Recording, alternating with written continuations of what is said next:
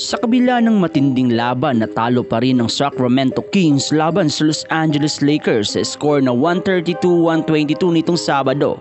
Naglaro mga idol ang Lakers na walang LeBron James na may sakit at si Gabe Vincent naman ay hindi nakalaro sa second half dahil sa injury. Ngunit hindi pa rin napigilan ng Kings ang Lakers na pinangunahan ni Anthony Davis na may 36 points at 15 rebounds at Austin Reeves na nagtala ng 26 points at isang career high na 16 assists. Ang laban na ito mga idol ay isang malaking pagbabago para sa Sacramento Kings dahil ito ang unang laro nila matapos tanggalin sa pwesto si Mike Brown bilang kanilang head coach.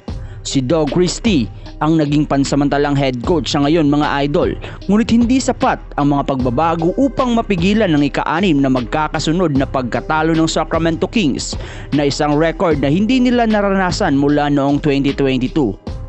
Si Mike Brown ay inappoint mga idol bilang head coach ng Kings noong 2022 at agad na nakapagbigay ng magandang pagbabago sa koponan na nagbalik sa kanila sa playoffs matapos ang 17 years.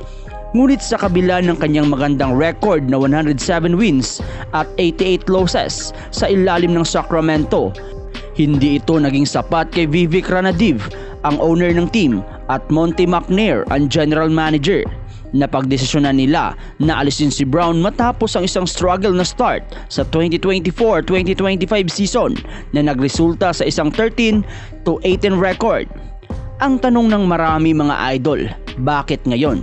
Sa isang season na puno ng mga pagkatalo, may mga tumututol sa desisyon na tanggalin si Brown, lalo na't marami ang naniniwala mga idol na hindi siya ang pangunahing problema ng team. Sa katunayan, ng Kings ay may mga kakulangan sa kanilang roster. Kailangan nila ng mas malaking players at wing deep na hindi natugunan sa mga nakaraang off-seasons.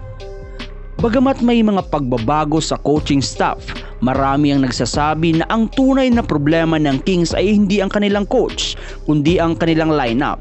Si De'Aaron Fox, DeMar DeRozan at Domantas Sabonis ay mga star players, ngunit kulang pa rin sila sa deep at size upang makipagsabayan sa mga malalakas na koponan ng Western Conference. Ang pagkatalo ng Kings sa Lakers ay isang patunay na kailangan nila ng mga solidong pagbabago sa kanilang roster mga idol, hindi lang sa coaching staff. Si Keegan Murray isang promising wing player, ngunit kailangan pa niya ng tulong. Si Sabonis naman, bagamat reliable, ay hindi pa rin sapat upang matulungan ng Kings na magtagumpay sa mataas na antas.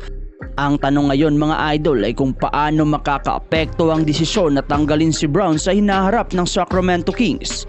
Sa ilalim ni Doug Christie, ang interim coach, magpapatuloy ang koponan sa kanilang season, ngunit tila mahirap makuha ang inaasahang tagumpay kung walang sapat na lakas sa kanilang lineup. At ang pinakamalaking tanong, paano ang hinaharap ni De'Aaron Fox sa Sacramento Kings? Isang linggo lang ang nakalipas mga idol. Nagsalita siya tungkol sa kanyang pangarap na magtagumpay sa NBA.